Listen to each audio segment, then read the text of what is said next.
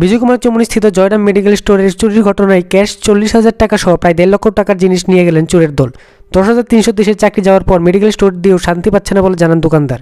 Bureau report, AGT live 24/7। আমি কালকে রাত্রি 10:30টার সময় 10:30 নাগাদ দোকান লাগিয়ে যাই।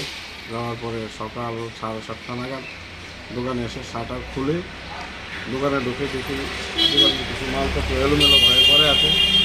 তারপরে পিছনে গিয়ে দেখি যে আমার ঘরের দরজা 3-4টা সেটখানি আছে, এগুলো ভাঙা। তারপর সামনে এসে দেখি ক্যাশ বাক্স খোলা, ভাঙা। ক্যাশ বাক্স থেকে প্রায় 40-50,000 মতো টাকা ছিল, সেগুলো সব নিয়ে গেছে। মালপত্র কিছু নিয়ে গেছে। সিসি ক্যামেরার যেটা রেকর্ডিং হয় বক্সটা, সেই বক্সটাও নিয়ে গেছে।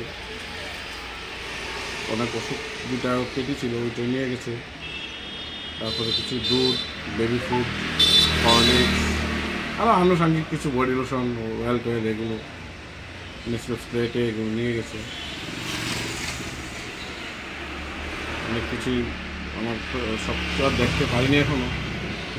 অনেকক্ষণ অপেক্ষা করার পর পুলিশ আসলো, পুলিশকে খবর দেওয়ার পর পুলিশ ইনভেস্টিগেশন করে গিয়েছে। আর কি বলবো, একজন 10,330 টিচার ছিলাম, টিচার ছিলাম। তারপর নিজের থেকে স্বাবলম্বী হওয়ার জন্য একটা মেডিসিনের দোকান দিই, কিন্তু চোরের উপর দিকে তো সেখানেও থাকতে পারছি না। এখন তো ঠিক দেখতে পাচ্ছি না, সব কিছু নিয়েছে। আমি মাত্র আসলাম, আপনি আসলেন, তো নিয়ে গেছে। আমার 40-50,000 টাকা হবে। আর মেডিসিন একটা কালকে মাত্র মালটা আনলাম, আজকে সকালে এসে গুছাবো। ওই 2টা পেটি নিই, তাছাড়া অনেক বেবি ফুড তো নিয়ে আনুমানিক 1.5 লাখ টাকা তো হবেই। আমি সন্দেহ রাখবো, বলবো সকালে এসে করে দিন আমার পেশেন্টে নিয়ে। পরিচয়?